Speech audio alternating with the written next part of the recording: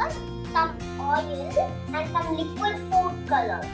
First step, we pour the oil into the jar of water.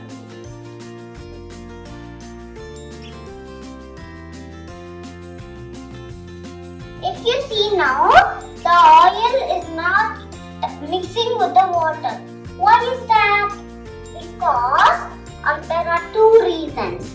One is the water is more denser than the oil. So the denser liquid stays below. That's why the water is staying below. And another reason, the oil is hydrophobic. Hydro means water and phobic means fear. It's scared of water. That's why it's not mixing with the water. Second step. Now let's pour the liquid food color one by one in the water.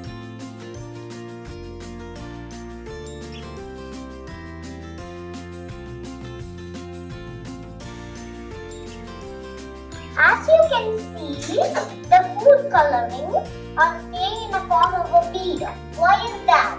Because the food particles, because the food colors are made out of water.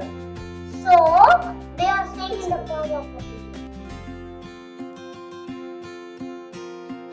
It's splitting. Now the fireworks in the jar are formed.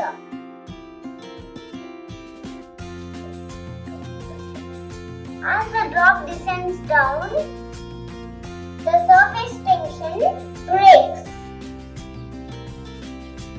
and the fireworks in the jar are ready.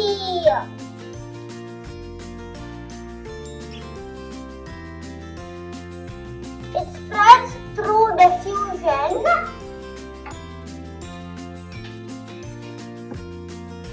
making the watercolor form like a firework.